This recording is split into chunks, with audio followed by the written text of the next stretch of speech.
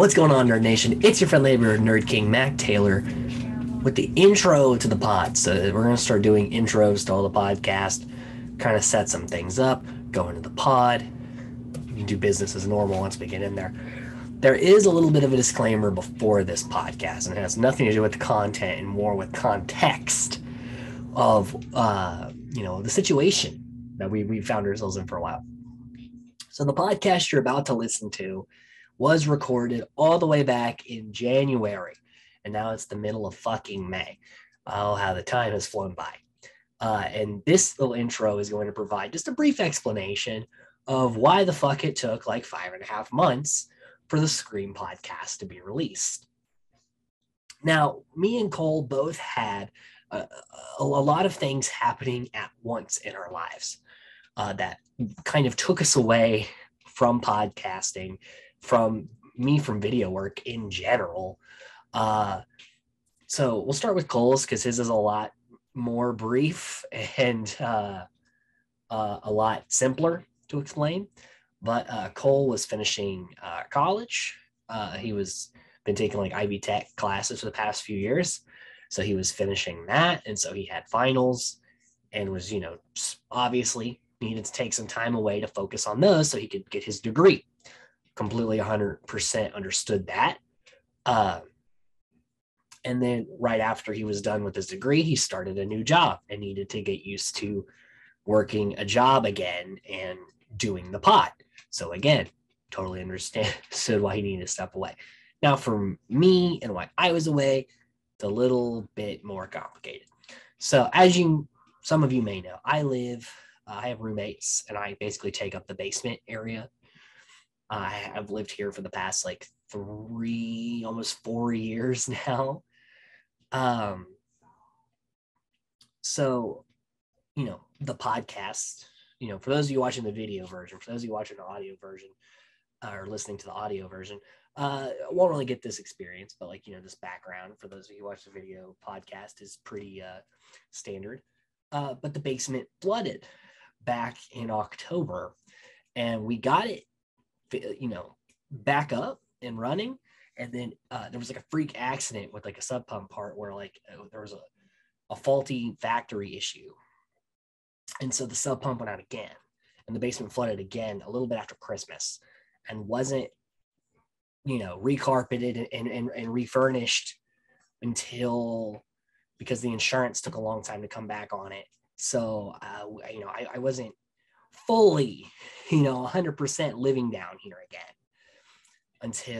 from like right after Christmas up until March, sometime in March, the carpet was relaid and I was finally able to put the computer back down here. But also I had a hard drive blow. So I had to replace the hard drive on the PC. But now that's been fixed. The basement's put back together. The figures are back up. The shelves are back up. And, until next year when I move, and you guys will see a new setup when I do move into my own apartment. But until then, you're getting, those of you watching the video version are getting this. But another thing that happened besides the flooding, because I was still trying to do podcasts when Cole was available from like other parts of my house. But I work at AMC as my day job. And I got promoted from supervisor to manager, but I had to switch buildings, which is my third AMC I've been at in a year. Because like every time I'm promoted, I had to go to a new building, which I went from doing an 8-minute drive to a 40-minute drive every day. So I had to adjust to, a whole new building, a whole new team, a whole new like hours. Because my hours at 17, I still worked 40 hours no matter what the position. But like the days that I had off were different, and like the times of day I worked were different. And also now I can't just like do things right up until I had to be at work and then get to work in 8 minutes. I have to plan further ahead now. And so it was, getting used to the work schedule, getting used to the new building, putting this whole space back together after the second time the basement flooded.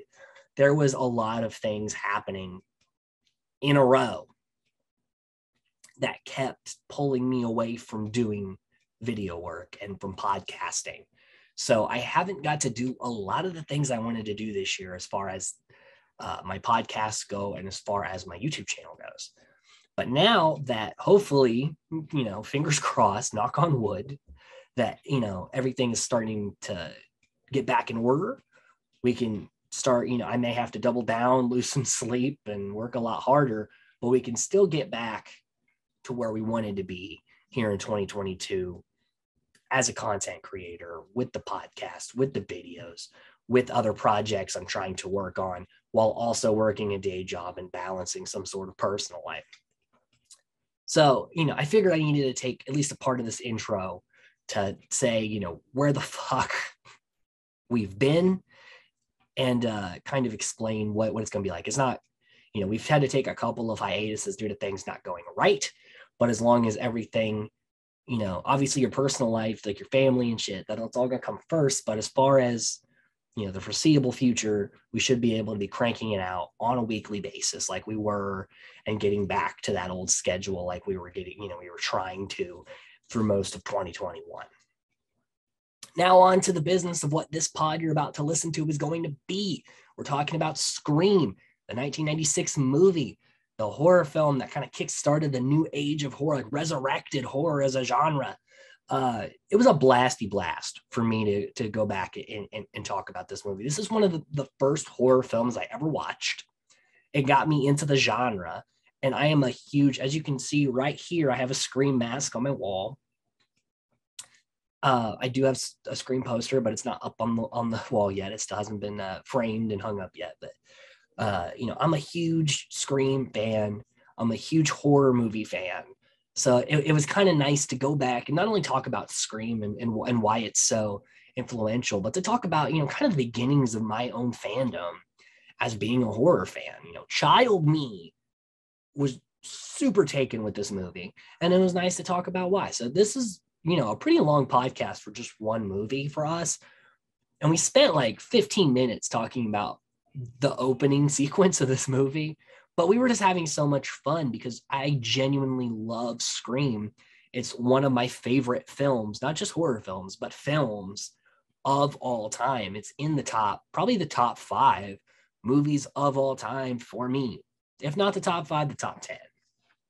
It's, a big influence on horror, on myself as a horror fan, on myself as a filmmaker. I genuinely love it. So, talking about it was a blasty blast. Cole had a blasty blast. And I hope that you guys have a blasty blast listening to us kind of geek out on it. And let us know, get in those comment sections on YouTube. Let us know what Scream means to you, because it's a beloved franchise for a reason. And so, the whole reason we have started this podcast is because we love talking about movies. So let's keep doing that. Let's keep having conversations about that. I want to build more of a conversation having community around this thing. So let's get on that. So again, sorry that we've been gone so long. We're glad to be back to business as usual. Hope you guys enjoy the new content. Brief note on the lighting here. Soon I ordered a small lighting kit because my lighting rigs were too big and this kind of overexposed everything. And it just wasn't worth taking like 30 minutes to set it up. I have a small lighting rig now. It's going to go on the desk. All I have to do is just turn it on and I'm ready to go. So for those of you watching the video version, that's going to change. Those listening to the audio version, it's just business as fucking usual, guys. So let's get in it. Let's talk about Scream. Hello and welcome to the Film Vomit Podcast, an extension of the Vomit series of podcasts. As always, we're your hosts, Mac Taylor and Cole Selby, and today it's the first pod of the new year. We're here in 2022. We've got bigger things happening in the podcast. It's actually going to be like one of our last horror series we're going to cover for a while, because after this, we're going to be doing some comedies and other things that are happening. But, what a franchise to kind of like end our little horror stint that we had going there in 2021 with Scream, the franchise that revitalized horror and also kind of fucked up horror for a while. Yeah. This is not only one of my favorite movies of all time, but it is a movie I share a birthday with. So that's always been fun for me. because Scream came out December 20th, 1996. Cole, what is your past with this movie, and how was it this time around? This movie, like I don't have too much of the past. I mean, I've obviously watched it before, and I've obviously liked it. It hasn't been too much of a like a thing for me. I guess like I think I was kind of ruined by it by watching a scary movie. Scary the like. I think a lot of like, people our age had that where Scary yeah. Movie was out. Unlike, so like for a while I got them kind of confused as a kid Yeah. of like what one was the actual scary movie and what one was the comedy. Yeah.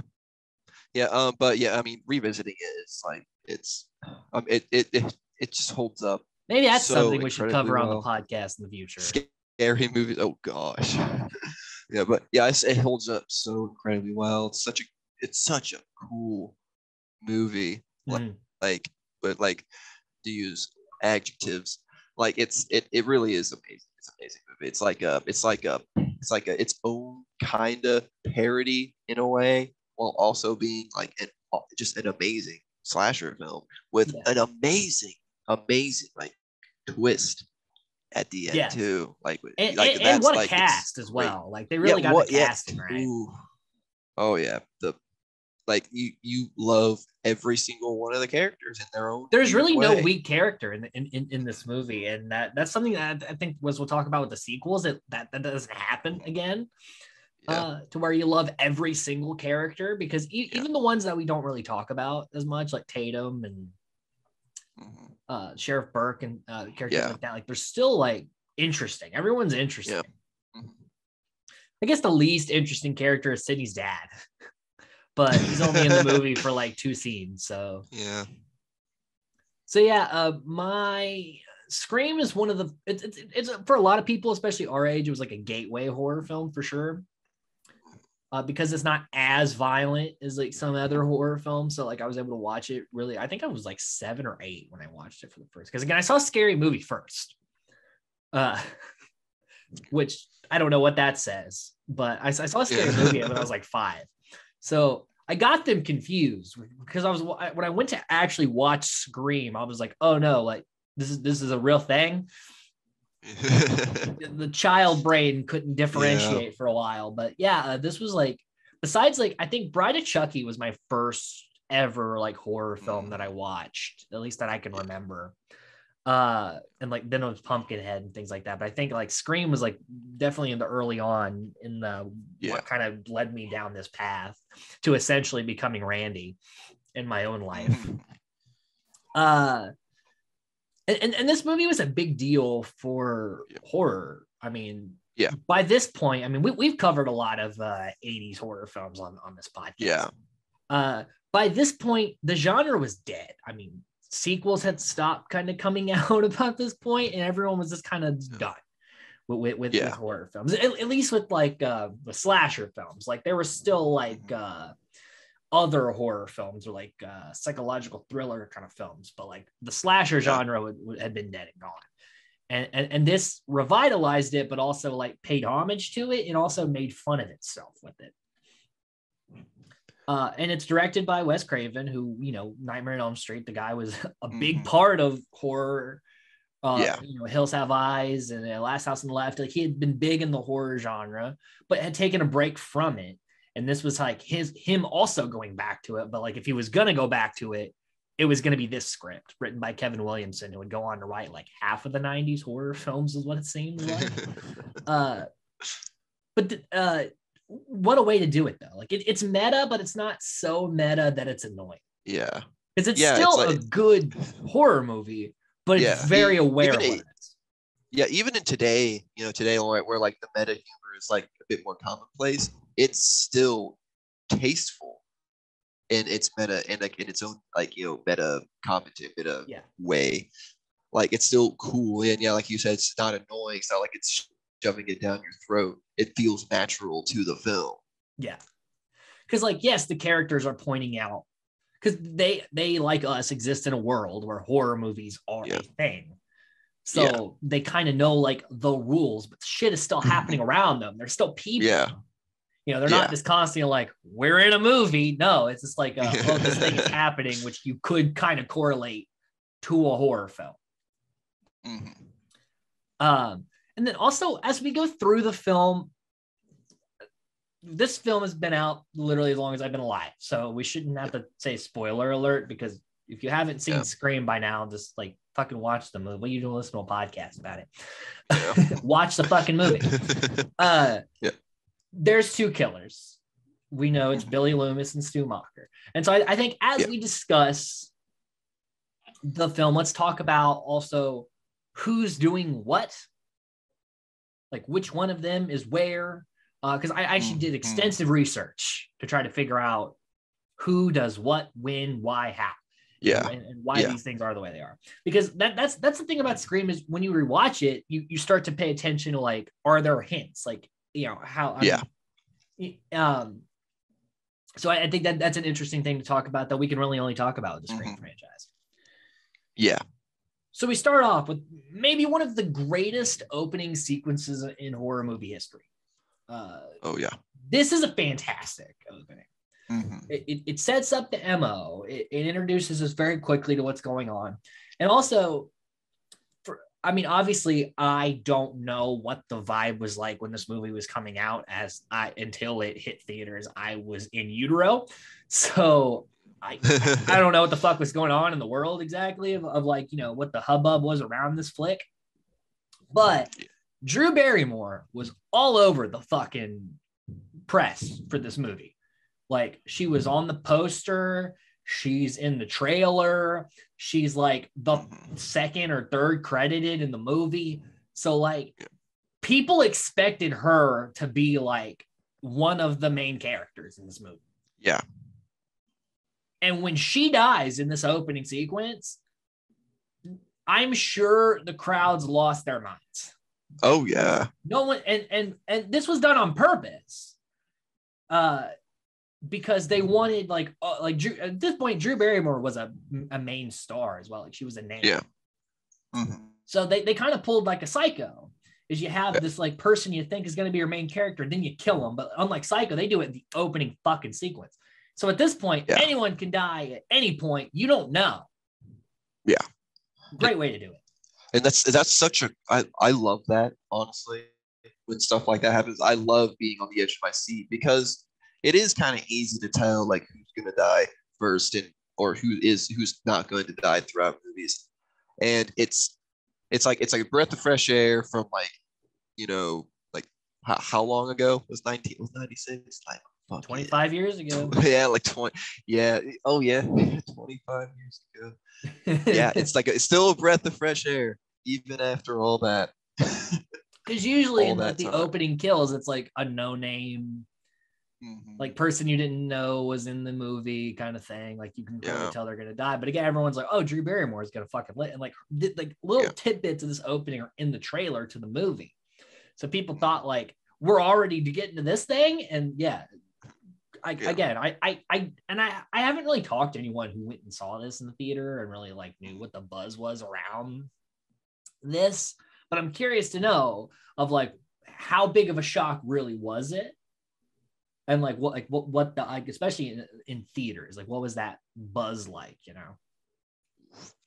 That would have been a cool sight to see, being their opening night. And so we open to what seems like a friendly wrong number situation.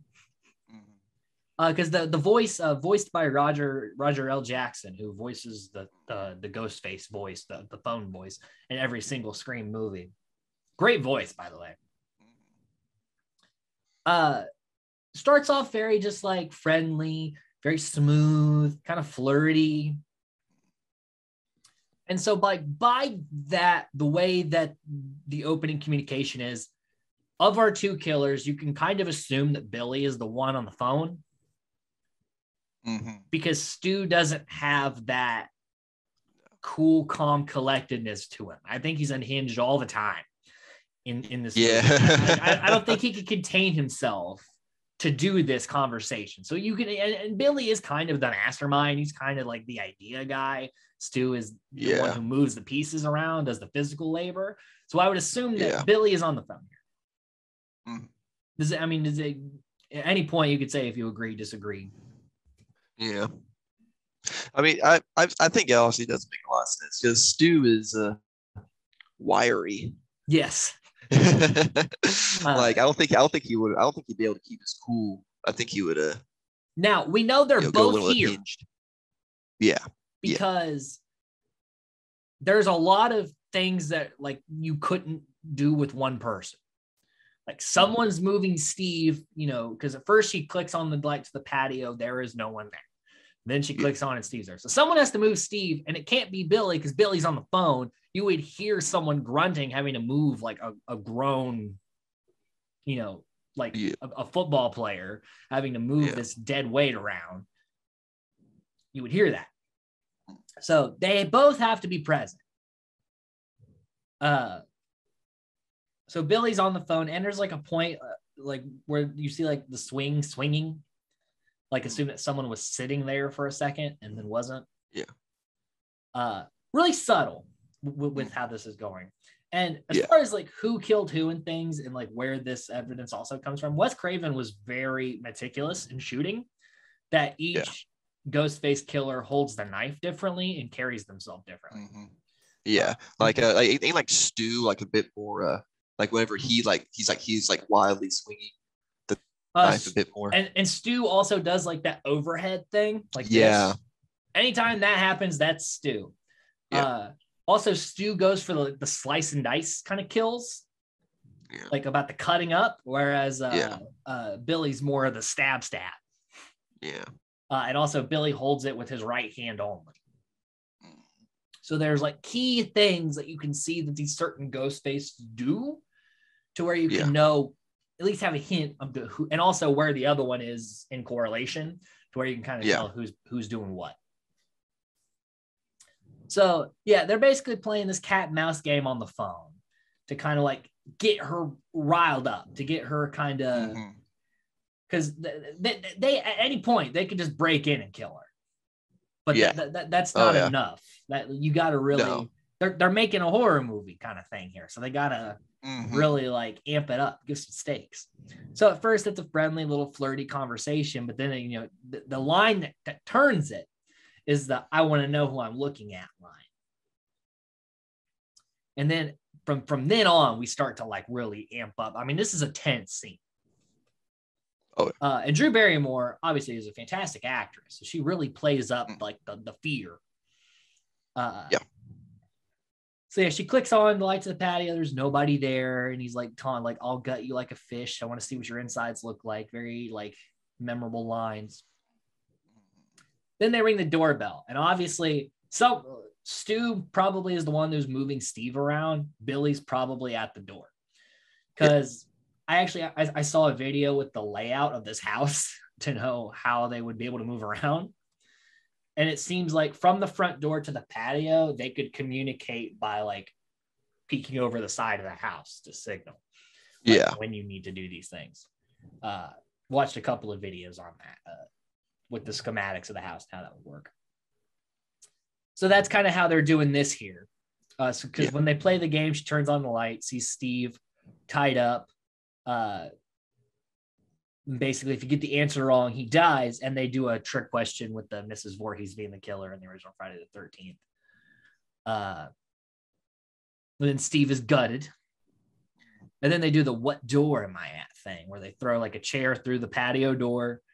And what they don't expect is that there's a third door that she goes through, because Billy's at the front door, Stu's at the patio. Yeah. And she goes out like this other door. So they kind of freak out for a second. They kind of panic because Stu is the one you see running around inside the house. Yeah. He's the one looking for her. And she does this really bad decision where she like doesn't just bolt. Well, as soon as she sees the car, she should bolt. Yeah.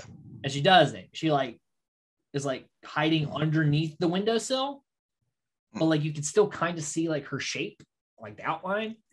And Yeah. so obviously you do that thing where Stu turns around, like goes through the glass. She hits him with the phone, and he's knocked out. At this point, Stu's Yeah. incapacitated. Yeah. But when she runs, Billy then comes out through the front porch, tackles her, stabs her in the chest. Her parents are right there. Help is literally so close, which is what, again, makes this so tense because she's this close to being saved, but she's not going to get saved. And he stabs her, which and she pulls his mask off, which was a touch that Wes Craven added to be like, to show like, oh, like she knows this person. Yeah. And then he stabs her and they gut her and hang her from the tree, and her parents find it. You know, the visceral opening that we all know Scream to be. Yes. What a fucking way to open that up. Oh yeah. So like it really is. And it happens so fast too. Like it's very well paced the whole time. Yes, very much. Yeah, like and once it ramps, it doesn't stop until it's over. And it's great. So really is. So by proxy, Stu's killed Steve. Mm-hmm. Billy killed Casey. Yeah. That's what we can gather from all the clues that you can pick up from that scene. And then directly after this comes the next scene. So keep in mind that the next scene happens maybe like 20 minutes later. Yeah. 30, however long it takes for them to hide their shit and get moving again. Because now Billy and Stu have to set up their alibis. Yeah. So the next scene is always something I never thought of like this. I watched a video that pointed this out that makes a lot of sense. And it's something I literally of decades of watching this movie never picked up. So Billy comes in through the window, which is like kind of like a 90s teen thing that was always in like their like drama shows or whatever. You got the bad boy coming into the window kind of deal. So he comes in, and also like there's a way that Sydney's room is set up to where like her closet door can block her door. Yeah. Like, and her dad just lets her keep that. Like, you'd think you would take the closet door off. Like that, you can hide a lot of shit that way. It also comes in later though and saves her life. But like every time I see that, I'm like, my parents would have never fucking let me have that closet door if you could block the door with the door. Yeah. Even unintentionally. It's just like my dad would have been so pissed the first time he clicked that. But yeah, basically he comes in, he's basically set up like he's going out of town, which is kind of sets up his like, you know, him being like a red herring character later. And then Billy turns on the radio and has this conversation. And I always thought this was just Billy setting up his alibi. It always made sense to me. But what he's really doing here, besides setting up his alibi, is he turns on the radio because Stu is going to come through the front door downstairs and kidnap Neil Prescott. And the radio and conversation are going to cover up the noise of the scuffle. Because the next time we see Neil Prescott in the finale of the film, he's wearing the exact same clothes that he's wearing in this scene. And he never made it to the hotel he was going to go to go out of town. So yeah, from this, we gather that this is part of the reason, and that's something I never thought of, is that Billy's covering for Stu to take Neil here. Pretty goddamn impressive, too. They really thought everything through. They just got a little sloppy at the end, but they had very well executed this plan. And Billy has this very weird conversation. Yes, thank you for agreeing. All right. All right. Ugh. He has this weird thing where he like compares their relationship to the television version of The Exorcist. All the good stuff's cut out. Even Sydney's like, "What? Why were you thinking of me with The Exorcist?" And Skeet Ulrich and Nev Campbell have really great chemistry. Which they had just done a movie a couple of months prior to this called The Craft, which is another like big 90s horror flick. So that there's definitely some chemistry between these two that feels natural. But like Billy basically tries to like gaslight her, like, oh, ever since your mom died, you never want to like do anything like dirty. And it's like, bro, your fucking mom died. That's a whoa, buddy. We're gonna find out later that Billy killed her fucking mom, and then you want her daughter to like have sex with you? Like, come on now. Yeah. Let's let's give people some time to heal from their fucking wounds. Jeez. Yes. Great stuff here. Mm-hmm. Indeed. And then we cut to school the next morning, where it's a circus because yeah, a bunch of kids get gutted. The news is gonna be all over that. People love a good story. Oh yeah. And we're gonna see, especially through Gail's character, it reporting can get very immoral when it comes to like death. Yeah. So and basically this is kind of how it would go. I mean, nowadays it's less and less like that, but especially like small town. Yeah. Everyone knows everyone. Someone gets murdered. There's this shit. News everywhere. Yeah. So this is also where we set up why it is that Billy and Stu killed Casey in the beginning of the movie. Yeah. Now, yes, we do kind of set up that Stu was dating Casey and Casey dumped him for Steve. So Stu kind of has a little bit of a revenge plot, but Billy wants to kill Casey because Casey sits next to Sydney in class. And this is how they're gonna start to fuck with Sydney, start to unnerve her before they get into like, the proper murders. So that's how fucked up these guys are, is that they only kill Kate, well, especially Billy, only kills Casey to mess with Sydney. They no real other motive to murder her, especially Steve. Steve was just by proxy. He was just there. And they're like, well, we'll just two birds with one stone this. Yeah. So, and it was probably very easy to convince Stu to do it because Stu's like, oh yeah, fuck her. Like,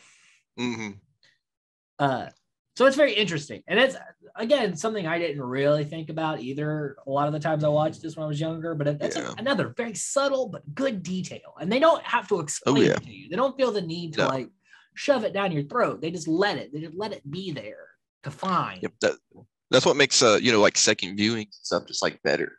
Yeah, this movie was meant to be seen multiple times, which only makes it better because that's a fucking way to make your movie. So then we get this, it's probably one of the most recognizable scenes from this movie, and also the scene in the script that they had to change shooting locations because the high school thought it was too violent to be shot there. Yeah. Where the kids are sitting around a fountain, just kind of openly discussing the murder of their classmates, which is probably how a lot of kids would do this. Yeah. Especially if you weren't like close to the victim, you're just going to openly talk about it. Yeah. And Stu especially is very over the top talking about gutting. And you see a small detail where Billy's like trying to rein him back. Yeah. Where Stu's like, they gutted her, end to end, and Billy's like, hey, he's almost like, hey, fucker, like, let's not make this super obvious that we did that. Yeah. So yeah, very very good stuff. But they also established like, hey, we have alibis because Billy was at Sydney's house and Stu went to Tatum's after all the other shit. So they have alibis. And Randy also has a little bit of fun with this. But more so just talking about the core. He's like, if people watched more horror movies, this wouldn't be so blatantly. And Randy does correctly assess who the killers are very fast. He still is stupid enough to go to an isolated location with them. Yeah. But he does kind of guess who they would be. So Sydney's also suffering, the year anniversary of her mom's coming up. These other teens are getting gutted. Her dad's out of town. It's not a great time to be Sydney Prescott. We're going to find out that the series most of the time is not a good time to be Sydney Prescott. Death follows her. Yes. And the news is an asshole because they're like, oh yeah, these teens are murdered. Speaking of murder, remember this lady who got murdered last year? That's kind of weird, ain't it? Let's go into detail how that shit happened. It's like, fuck you, news. Speaking of trauma, we have some trauma way back. We remember that? Remember that shit? God. So Sydney and this scene again is something we can pick apart. I mean, that's part of this podcast. Yeah. We're gonna pick apart things. Mm-hmm. So Stu is in the closet. Yeah.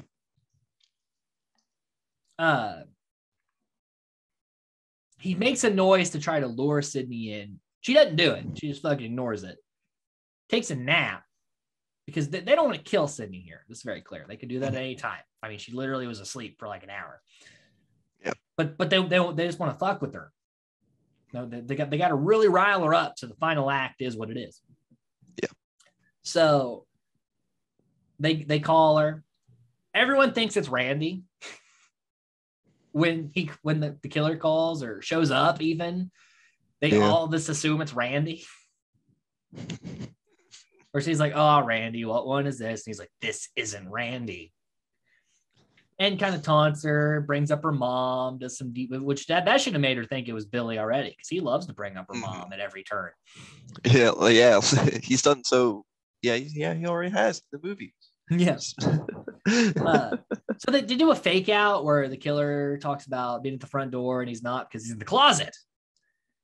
And he pops out and you can tell this is Stu because he does the overhead. Yeah. Stab.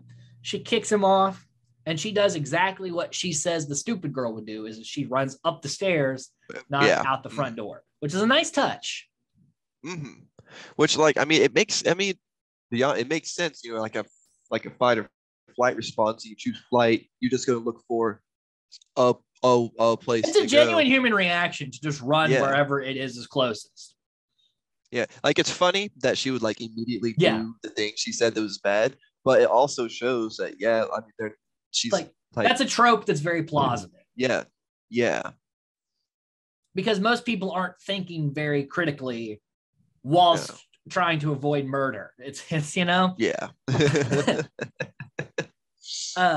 And also as the killer is running up the stairs, if you actually listen really closely, you can hear Matthew Lillard's voice saying easy, easy. Because he also says this again in the next scene. And it might even be the same line. It might have just literally just dubbed it over. Yeah. But you can hear Stu kind of talking as he's running up the stairs. And it's very subtle. So again, nice touch on the filmmaker's part. Because I didn't even notice till it was pointed out to me. But this time around, I was listening very closely. And you can hear it. It is there. So he chases her up the stairs. That lucky closet comes in handy, blocks the door. And who would come in the window but Billy, who has a phone. Doesn't look very good. And I assume that Billy's doing this so that he can become the suspect and then be in questioning while the killer calls to try to get it off him, I guess is the thought here. But this kind of unnecessarily, but you could just be nowhere near, just have Stu do this, be nowhere near it and be fine. You can make the phone call from your car or something. You don't have to be at the crime scene. He does want to just be a part of it. He is like a narcissist too. Psychopath. Oh yeah, he definitely has the common psychopathic traits. See, this is the freaky stuff he wants. This is what gets him out. I'm not saying it's not a nice detail. I'm just saying if you were you were smart, you would just not be there. And then also there's a really fun scare where Sydney goes to open the door and Dewey's holding the fucking mask up like turned away. Like, why would you do that? Why would you do this? Like when you find the fucking killer's mask and you're just like putting it at like 6 foot height by the door. Like this is a dick move. Really? And then she really screams, is. but he also screams, and it's really funny. Yeah. Because Yeah. Dewey yeah. is in this movie, he's more of like a bumbling idiot. But in Yeah. the second and third movie, and we'll talk about it, it's very weird to the point where I almost thought David Arquette was just a bad actor. But I've seen him in other stuff, and he's not this way. So I think the character is just written to be very odd with the way he speaks in the other movies. But in this one, he's more so just like, you can tell he's like a new cop. Yeah. But not like the like way douchebag over his football head. player who became a cop, more of like he's always wanted to be a cop and everyone is always undermining him. Yeah. And like I find it like, like pretty like charming in a way that he's just so goofy. Yeah. Like it's like nice when he is like on screen just being a fucking goofball. Yeah. Like he's just holding evidence up in the air and shit, just doing weird shit that like only like a young naive guy would do in the situation. Yeah. Mm-hmm. I mean, if you're a new cop and you're already having to like be a part of several murders, that's probably a kind of tall order. But like there's this like little fun moments with him, like when they're questioning Sydney, like they're questioning everybody else, and she calls him Dewey, and he's like, it's Deputy Riley here right now, Sid. Like, and she kind of gives him a look like, what? It's just a fun little thing. Like he's like, listen, I'm in uniform. Treat me like a cop. I'm a cop now. It's great. Yeah. And then Tatum walks up to the fucking crime scene and is like, all right, we're ready to go home. And Dewey's like, you can't just walk up in here. And she's like, all right, asshole, just drive us home. We're ready to go. Like they have such fun, like brother. They feel like a brother and sister. Yeah. With how they're written. Where he's like, does mom know? And she's like, yes, mom knows. And then she calls him Officer Doofus, which I think is where Scary Movie got that name. Yeah. Of Doofy. I think it came from Dewey and then this. Like, like put the joke into the name. But yeah, again, very fun banter between those two. Tatum's a very fun character. Because she also tells off Gail, who's trying to like pry. And then Gail just yells at Kenny for being overweight. Her poor camera guy. Right? He puts up with too much. He does. And then we find out that Neil never checked into his hotel, which makes him a suspect. Ooh. But he's actually just in a closet. Yeah. We didn't check all the closets. And like this is also a fun thing where Sydney's at the police station waiting to leave, and Billy's being questioned, and the whole time Billy's barely paying attention. Anything is going on. He is glaring at Sydney this whole time. Like at one point during the questioning, he literally turns around and looks out the window at her. And if I'm the sheriff in question, I'm like, why is he so fun? Like, I get it. Like, your girlfriend has accused you of murder, but like, that's not how you would react, where you're just like, no, always wanting to make eye contact. That's a little, you should be a little more emotionally like upset. Like, you probably shouldn't want to. Yeah. After that. So again, Billy makes it pretty fucking obvious that he's the killer. With just like, at all times, he's just very creepy. Very angsty. All the time. Very 90s. So yeah, Billy had his dad's phone, which we find out, and it's the only time that he's going to have like his dad's phone for anything. The rest of the calls are going to come from Neil Prescott's phone that's been cloned. Yeah. So we got a nice touch that they would have like this fake phone to trace. And we also figure out the costume is like a common costume that would be at like every Five and Dime. It was called the Father Death costume. Later, this character would be called Ghostface, both by the fans of the franchise and by the people themselves. It doesn't come in this movie, but the idea is that this is a very common costume that is hard to trace. Like who bought it? Like there's hundreds of them, and they're all over the place. We don't know where the fuck it came from. And again, nice on Billy and Stu's part. And they also had multiple of these costumes because they're just leaving their masks left and right to be found. Yeah. And then Gail comes in to pry some more, and Sid punches her in the mouth, which is very funny. And then Sydney gets a call to keep the mystery alive of like, you put the wrong guy in jail again, Sydney. Because that's another thing is that Cotton Weary was framed for Maureen Prescott's death. We find out later he was just having sex with her. He did not kill her. So now Sydney's got like this thing of like, did she frame your boyfriend? Did she frame this other guy? Like, how many guys is she putting in jail that aren't involved with this? Yeah. And Gail's like hungry for the story. She's like, ooh, a man framed for murder that's innocent, killer still on the loose. I'm gonna make so much fucking money off this. Gail is not a good person. She grows as the franchise goes, but yeah, she is full bitch in this movie. Yeah. And also, if you notice in this next scene in the hallway, Stu is checking his forehead for bruises because he was hit in the face by a phone. Yeah. And he was also hit by Sydney. Yeah. So he's checking his face to make sure it's not obvious that he would match the thing, which another nice, very subtle touch. Mm-hmm. All about the subtlety.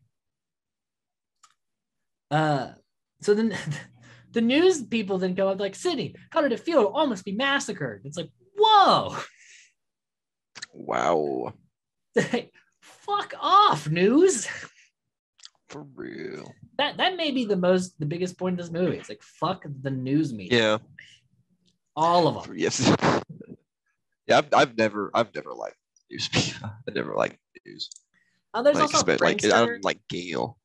There's a guy like running around the school in the costume that the killer is using, which is a bit much. Yeah, a little. And Stu's loving it. Yeah. Because in Stu's head, he's like, oh, like people are like dressing up as us. This is fucking awesome. Like he says this place is like Christmas. It's like Christmas to Stu because Stu gets fucking balls to the wall this. Then Billy comes and he's like, oh, you'd rather accuse me of murder than have sex with me? How long's it been since your mother died? And I'm like, Billy, god damn it. God. And then Henry Winkler, who is their principal, gets a little scissor happy, scolding these boys who dressed up in his costume. And then Sid is attacked in the bathroom, not by Stu or Billy, because neither of them were anywhere near the bathroom. And also, this killer has no knife. It was just an asshole in the bathroom. Also, there was these girls just like bad mouthing the shit out of Sydney for no reason. Like, oh yeah, her mom was a whore, and I bet she's the killer. And it's like, fuck you, extras. One of whom was played by one of Skeet Ulrich's girlfriends at the time. Yes. So school's canceled, and of course, when you cancel school, teens are gonna party. It doesn't matter if teens were murdered a couple of years ago. Like they're gonna party. That's what they do. Yeah. And it's even better because the person throwing the party is one of the murderers. Oh yeah. Like, of course Stu would do this. And like once he convinced Sydney to go, then he's cheering because he's like, yes, the third act is coming together. Then the principal, Himbry is the name. I always just think of the Fonz because it's the fucking Fonz. we get a joke where there's a janitor like with Freddy Krueger outfit named Fred, played by Wes Craven. And then Hembry is stabbed to death by what we could probably assume is Billy, because Stu is leaving school with Tatum. So it would probably have to be Billy, who stabs the principal to death, only to basically use him as a decoy later to get people away from the house so they can have their final act. Yeah. All right. So also Tatum says like, oh, it's like something out of a Wes Carpenter flick. I'm like, if you know the first or last name, you probably wouldn't get them mixed up like that. Like, I know they were just like referencing Wes Craven and John Carpenter. They wanted like double reference, but like no one would fuck up that bad. Yeah. So Stu and Billy also, they go to the video store to taunt Randy, who's like, I think Billy's the killer. And Stu's like, where were you last night? And he's like, I was working in the fucking video store like I always am. I'm like, I get it. I know. I'm the horror obsessed guy. I would be a prime suspect. That makes sense. And then he does that thing where he's like, everybody's a suspect. Yeah. And everyone's renting horror movies because when someone gets murdered in your town, you watch slasher movies. There's also a Clerks poster in the background, which I thought was a nice touch. I always love that stuff. So curfew comes into effect. And there's also where Dewey's like, Sydney, you look like a young Meg Ryan, which is funny now that Meg Ryan is referenced in Scream because Meg Ryan's son is in Scream 5. So that's like that.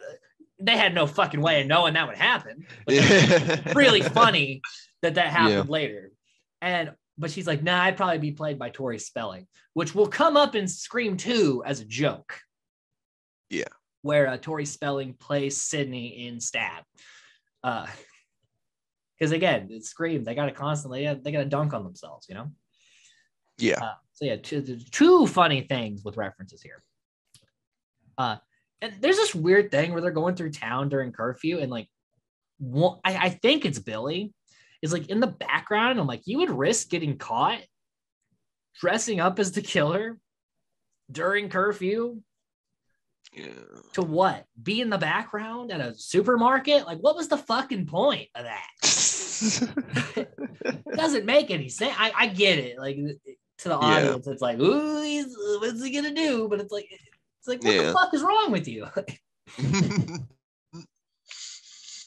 I guess just to show that they're just getting a little cocky. I guess. Maybe.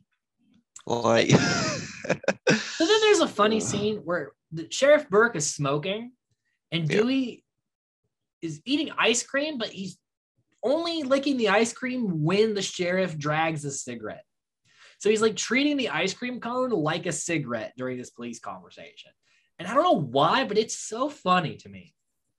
I don't like, did they want David Arquette to smoke? And he did, because I've seen him smoke in other movies. So I'm like, whose choice was this? It seems like the scene would be played out with both of them smoking and like having this like police conversation. But like Dewey's like this licking a strawberry ice cream cone. Maybe it's kind of supposed to show like, you know, how naive and young he is, I guess. Yeah, and naive and young. Yeah, like, you know, a seasoned, like, you know, police officer probably smokes cigarettes to deal with stress. He probably doesn't have that much stress to deal with yet. He eats ice cream. So he has stress. He eats ice cream. Yeah. Or maybe he just man that loves his ice cream. That's just a deeper part of his character. Like every time I see it, I'm like, that is such a weird choice, but all right. A welcomed one. But yeah, definitely welcome. And so Neil's like the prime suspect now. Yeah. And then we cut to the party where Stu's wearing like a Hugh Hefner robe. Like, of course he would. Mm-hmm. So we got teens, we got Dewey, we got Gail. Gail's sweet talking Dewey right now to I mean, she's kind of, there's like a genuine interest, and obviously there was a genuine interest with the actor and actress because they would end up getting married for a while. But basically, like, they're kind of into each other, but she's also using him to get leads, and Dewey's dumb enough to give her leads. Yeah. And of course, at the party, Randy's gonna host like the movie marathon because that's his fucking thing. There's a lot of Scream Queen talk, a lot of Jamie Lee Curtis conversation happening. They're going to be watching Halloween. And so then Stu sends Tatum essentially to her death scene. He asks her to get him a beer, which is, in the garage. Yeah. So Tatum goes to the basement. There's a quick cat scare, but then the killer shows up. And again, she's like, Randy? And I'm like, why does everyone think it's Randy? I mean, he's prime suspect. He just likes horror movies. Like, he's not physically intense. It's Jamie Kennedy, for God's sakes. So she's like taunting him. But small frame. I get it. A very small frame. She gets her arm slashed and has a very fun kill where she gets smashed in the garage door because she tried to go out the cat door. Yeah. Yeah. But when which was a complete like, like not the way they wanted to kill her. Yeah, they wanted to stab her to death, but it just kind of happened. There's no way they planned to have the garage door. No. But it was more like all right, fuck it. We're here. Yeah. And we can assume that it's Billy who kills Tatum in the garage because Stu is hosting a party. And I'm still in the living room, I believe, when we cut back. So, and Billy doesn't show up to the party till after this. So we can assume that Billy is the one that kills Tatum here. Because Tatum is also the person that would have probably tried to kick Billy out of the party. So, because she's told Stu not to invite him. So we could assume that she would like cause some shit if he was there. So they had to take her out quickly if they were going to have a chance. So again, a lot of small details. That's good stuff here. But she did get a good fight in, though. She did like bust some bottles and shit on like the oh yeah. Because at the end of the day, they are just two teenage boys. They're very clumsy when they're trying to kill somebody. Yeah. And it's not like they're like overwhelmingly fit or anything either. No, like they get knocked around. Yeah. They're not freakishly strong. They're just trying to stab somebody. Yeah. So then Billy shows up after freshly killing Tatum, and him and Sid head upstairs. And we also, this is when we figure out the camera's on a 30-second delay, which will come in play for a kill later. So Sid and Billy start doing the nasty. As Randy explains the rules, no drugs, no alcohol, and it's funny because he cheers after he says no alcohol, and no sex. You can't, you'll die, and you never say I'll be right back. To which Stu immediately says, "Yeah, I'll be right back." But he's the killer, so he can say it, and it's fine. Yeah. And then Gale and Dewey find Neil's car, and they're like, "Oh, Neil must be here." And it's like, no, the car is very obviously stashed away at Stu's house. Wouldn't you have some questions there? Yeah. Instead of just being like, "Oh, he must be fucking Neil Prescott's here." It's like, no. But, Dewey's so naive and Gale's so thirsty for a story, you just kind of do it. Yeah. So they spliced the sex scene with Halloween and the crowd reactions. Like the crowd's like jokingly reacting to like Sydney taking her shirt off and stuff. Great scene there. And then we get news that Himbree's strung up the football field. So all the non-paid, all of the low-paid extras leave the scene. Yeah. And our main cast is left. Yeah. Because again, this was something Billy and Stu planned because they had to clear out the house. They can't murder everybody. They said to murder key people. Yeah. And so that's why they killed the principal, for a distraction. So yeah, great stuff there. Gale and Dewey get a little close. And then right after the sex scene, Sydney's like, so who was your one phone call? He's like, it was my dad. She's like, but your dad was already there. And I'm like, why are you asking these killer questions after you've had sex with them? Why didn't you open with that? Kind of feel out the situation. Like, were you so incredibly horny by now and frustrated that you had to get it out of the way? I figured that's a big question. You can't let that one go. But then Billy is stabbed. He's killed. Yes, killed. And then Sydney hits Stu with the door as he tries to chase her. Yep. Which is just funny because she just closes the door. I mean, a good technique. Yes. Just throw it. But then she falls out the window onto a boat, sees Tatum's body. And then we get a very funny and meta scene where Randy is watching Halloween, telling Jamie Lee Curtis to turn around. But Jamie Kennedy's the actor. So technically, Jamie's telling Jamie to turn around while Stu is behind Billy. And you can tell it's Stu because he does this. And also Billy is covered in blood in the next room. He's supposed to be dead. Dead. Yeah. But it's actually Skeet Ulrich, the actor, in this costume. So technically, by proxy, it's Skeet Ulrich playing Stu. Playing Ghostface. He's a guy playing another guy disguised as another guy. Because Skeet Ulrich, because obviously the stunt guys are the ones in the costume for a majority of this, and Skeet Ulrich just really wanted to wear the costume, and he's like, "Well, I don't have to do anything physical here. Can I do this?" And they're like, "Yeah, sure, whatever, man." Okay. So good for Skeet getting a little extra screen time. Yeah, getting a little extra scream time. Hey! Oh, wow.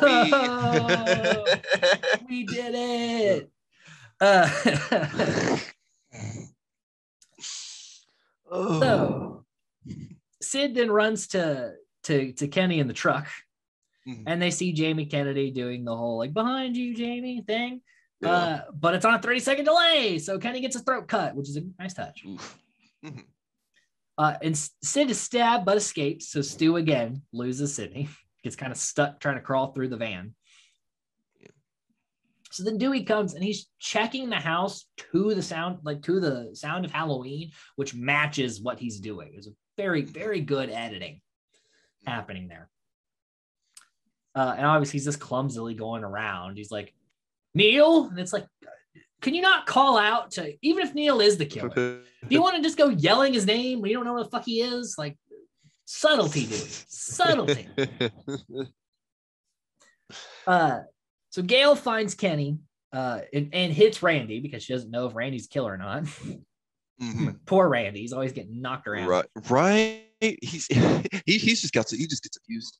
And she goes to drive away, but due to Kenny bleeding all over the windshield, she crashes into a tree. Damn it, Kenny. And then Dewey is stabbed. And it's Billy who does this because Stu was incapacitated for a little bit. Yeah. So Billy, briefly leaves his dead moment for a minute, chases Sydney, taunts her with the keys. And we also know it's Billy because Billy likes to choke people before he stabs them. He does it to Drew Barrymore's character in the beginning, and he does it here to Sydney, but she gets away. But he disappears back to the room to play dead again. All good stuff. So Randy and Stu both pop up, and obviously Sydney makes the right call here. I'm not trusting anybody. But from what I've read, how this scene is supposed to be framed is that Randy saw Stu coming back from the van without the Ghostface mask on, but with the robe on, and was like, "Oh fuck! Like he's the killer. Like I gotta tell Sydney." But Stu takes it off and chases him, so that he could be like, "No, it's him," to try to confuse her and throw her off. Yeah. So I like that motivation. I think that's an interesting concept. Yeah. So Sid bails, but Billy reappears and he gets the gun and he shoots Randy after quoting Psycho. And poor Randy. Poor Randy. And they have the corn syrup gag. And Stu appears with the voice changer. And this is where Matthew Lillard just goes full ham with the performance. Yeah. He has some great stuff here at the end. Kind of steals the show a little bit, honestly. He's a fantastic actor. But it's Matthew Lillard. He's fucking fantastic. Yeah. That's why. Yeah. And so Billy reveals that he's the one that killed Maureen Prescott. How about the motive? Because Maureen fucked Billy's dad. His mom left, and he's all angsty. Yep. He's got to revive the Uchiha clan. And Matthew Lillard has a great line where he's like, oh, we got something else for you, Sydney. It's a Scream, baby. And I'm like, oh, Matthew Lillard, fucking get it, man. Yeah. Fucking get it. So they reveal, Neil's their fall guy. He's the prime suspect. A year after his wife's murder, he goes mad, kills everybody except Billy and Stu, who make it out, but they got to make it realistic. So they got to stab each other, which is a fun scene where they're just like cutting each other, which is like, this shows like how unhinged and crazy they really are. Yeah. But Gale gets a gun. And Matthew Lillard has another fun line where he's like, Houston, we have a problem here. But the safety's on, so Billy knocks her out. Yep. But Sid then disappears, and she's using the voice changer. Meanwhile, Matthew Lillard goes, I think I'm dying here. And then Billy throws the phone. He goes, you hit me with the phone, you dick. Yeah, you just tell they're just losing it. Like, which is funny because none of these lines Matthew Lillard had were written. It's just him. Like the phone thing was an accident. Skeet Ulrich accidentally hit him with the phone, and Matthew Lillard said, "You hit me with the phone, you dick," and they just kept it in because they thought it was great. Nice. It's the same thing with like my parents are going to be so mad at me. That's also Matthew Lillard's line. The Houston, we have a problem is his at like he was just like gold. He gave them so much in this final act here. So Billy goes nuts, starts trashing the house. But Sydney stabs him with an umbrella. And then Stu is smashed with the TV. The great line of like, I always kind of liked you. And she's like, in your dreams, which is also improvised. So really just the whole cast is just really just giving gold every second. And then we see that Randy lived. But Billy's still alive, but she penetrates him this time. And Gale shoots him. And then the killer's gonna pop back up, but Sydney shoots him in the head because fuck that. Yeah. So that leaves our survivors being Sydney, Gale, Dewey, Randy, and Neil. And that is Scream. Great movie, fantastic film. So we're gonna head into our fun facts section. The final act here at the party took 21 days to shoot. It is joked about being one of the longest like nights in horror history. Roger Jackson never actually met the cast in person. The first time he ever talked to them was over the phone during their scenes to make it more like creepy and mysterious. And Santa Rosa High School was meant to be the high school they shot at, but they pulled out because they thought it was too, violent. Yeah. And so in the credits, it says with absolutely no thanks to Santa Rosa High School, which I thought is fucking awesome. That Wes Craven's like, and you know what? Fuck those guys. Matthew Lillard did not originally audition for this movie. He was escorting his girlfriend to an audition for another movie. And the casting director saw him in the hallway and was like, do you want to audition for this movie? And he's like, yeah, whatever, man. Gold. So thank God he stole it. Yeah, thank God he was whoever the fuck, who cares? That was auditioning down the hall because we got Matthew Lillard in this movie. And this movie would not be as good without him playing Stu. Think about his girlfriend like not getting the part. And he's like, oh, you didn't get the part? Well, I just kind of showed up and got a part. Yeah. And he also then becomes Matthew Lillard. Yeah. Like one of the greatest actors. Yeah. Courtney Cox also had to fight hard to get Gale because they thought because she was coming off Friends where she played like a really nice character. Yeah. And so they didn't think she could play a bitch character. And she's like, no, I can do this. And she did great. Yeah. This movie also increased sales for caller ID, which I think is very funny. That is. Also, the original Ghostface costume, it's actually it was a real costume you could find even before this movie was made. It was based off that painting with the screaming face. But the robe originally was white. Oh, okay. And that was kind of racist. So they needed it to not be white, so they changed it to black. Yeah. Yeah. Thank God they did that because this This would have been real bad. Had that stayed in there. Yeah. Molly Ringwald was originally offered the role of Sydney, but felt she was too old to play teenagers.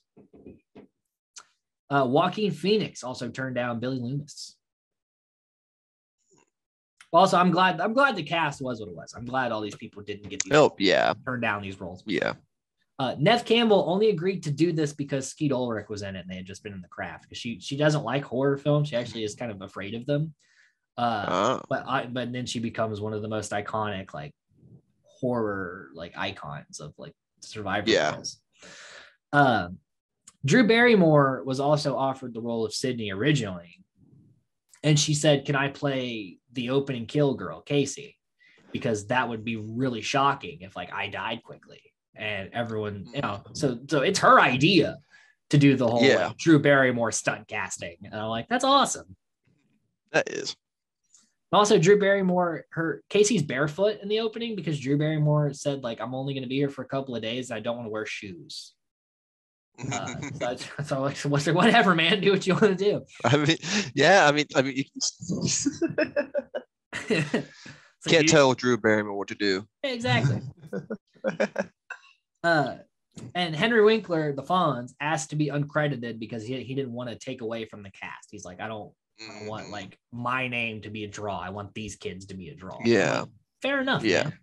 And that's a really, really cool thing to do for like. Turns out the Fonz was a cool guy. Actor. Who? Yeah, I do like it when like seasoned actors and actresses do like, like he's trying to put over the next generation. Yeah. Good for the Fonz, man.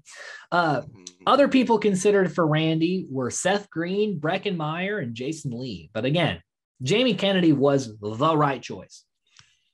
Oh, yeah. And then during the umbrella stabbing,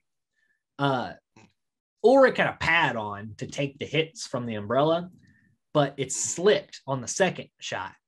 And Ulrich has like wiring under his skin on his chest from heart surgery as a kid. And it fucked him up because it hit that.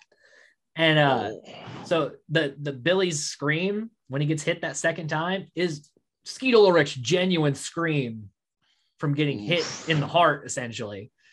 And Wes's like, yeah, I'm keeping that in because that's authentic.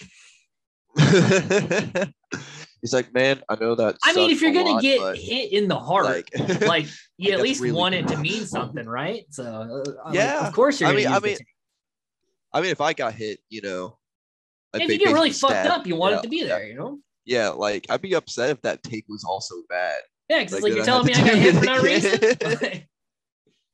Yeah. So yeah, that's our fun facts on Scream. Cole, final thoughts here as we wrap this one up. It is a incredibly well-paced, incredibly like humorous in a lot of ways. Very well put together. It's definitely worth multiple like not even just two, probably not even just like watch it over and over. And you'll find something else to notice every time, with just how expertly written and edited that the film is. I'm sad that it's like it goes downhill with the sequels. I haven't watched the newest one that's come out yet, but although I will say Scream is a very consistent franchise as far as like there's not really a bad movie. No, it's not bad. Like when I say go downhill, I don't mean like, Evil Long or anything. Well, downhill. Yeah, I don't think it takes a lot to go that far downhill. Yeah, but it might actually be like a perfect movie. It's in my top like movies of all time for sure. The first one is just incredibly put together. And also it was that like lightning in a bottle that you're never going to be able to replicate. It came in a time where horror needed it to be that, and it was that. Yeah. And you can't like take like now we've seen Scream. So you can't take it away in a world where we've never seen that formula before. So like, so you can't get that good again. But and we'll talk about it as we go on, like Scream 2 and things. Like I think the other movies have their like strengths and weaknesses. I think 3 would probably be my least favorite of, you know, because I've watched all 5 now. Yeah. But you know, each one has its own like unique like set of skills, essentially, because they're trying to spoof a different thing, a different state of horror, because each Scream movie talks about like a different thing in the world of horror. So yeah, this is our review of Scream. Next time we're going to talk about Scream 2. We're going to talk about what happens when you go from because you always got to have a sequel, Matthew Lillard says. Yep. You spit all over the camera. You got to have a sequel. Yeah. I love when he just spits on, like, when he gets really into it. Like it's a couple of his movies, like he just spits. It's like, man, he's like, Matthew Lillard doesn't half-ass anything, right? He doesn't know how to phone it in. Okay, you're gonna get full fucking Matthew Lillard. You're gonna get greatness of Matthew Lillard. Chef's kiss.